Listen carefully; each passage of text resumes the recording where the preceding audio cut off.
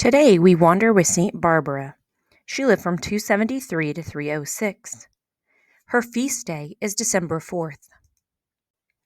She is the patron saint of architects, mathematicians, miners, firemen, prisoners, builders, and protection against sudden death at work.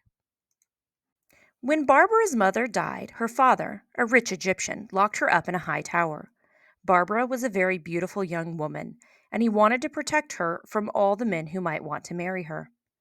From her tower, Barbara looked out every day on the world and began to wonder who had made it all.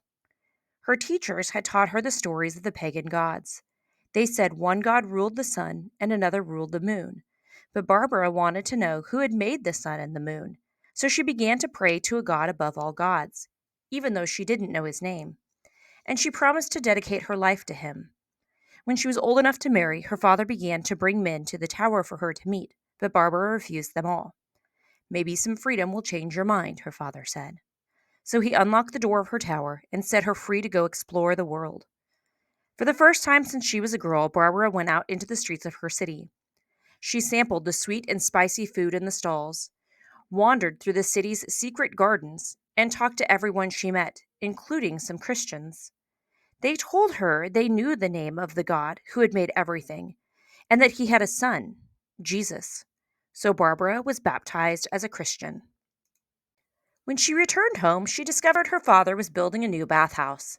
His plans only called for 2 windows, but Barbara persuaded the builders to make 3 in honor of the Trinity, God the Father of Jesus, Jesus, and the Holy Spirit, whom Jesus sent to earth to guide and comfort people after Jesus returned to heaven.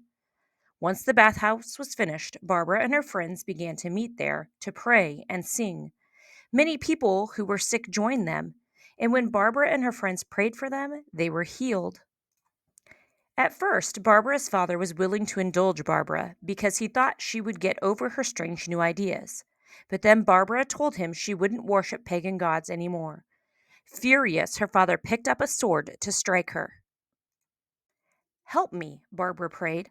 Suddenly she rose off the ground and found herself flying through the air.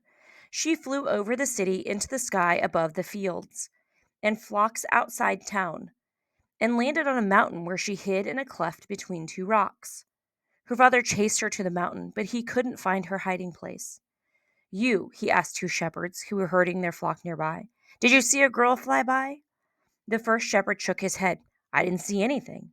But the second shepherd betrayed Barbara. "We saw her," he told Barbara's father. "She flew into that crack in the mountain." The instant the words left his lips, all of his sheep turned into bugs, and he turned into a stone. Barbara's father stormed into her hiding place, grabbed her by the hair, and dragged her down the mountain. Back in the city, he handed her over to the prefect. "She refuses to worship our gods," her father told him. "It's your choice," the prefect told Barbara. "Sacrifice to the gods or die." "I offer myself to God," said Barbara, "who created everything in this world." The prefect didn't want to kill Barbara because she was so beautiful. So every day he had her beaten, hoping she would change her mind. But every night as Barbara prayed, her prison was filled with light, and every morning all her wounds were healed. This only made the prefect angrier. He ordered that Barbara be led through the city naked along with another Christian woman. But when Barbara prayed, an angel appeared and covered the 2 of them with a gorgeous robe. Finally, the prefect condemned Barbara to death. She was led up a mountain where she was beheaded. But as her executioner came back down the mountain, fire fell from the sky and burned him up, so that nothing was left but a pile of ash. Then a voice spoke from heaven in the place where Barbara lay. "Come, Barbara," it said, "and rest in the chamber of God, my Father."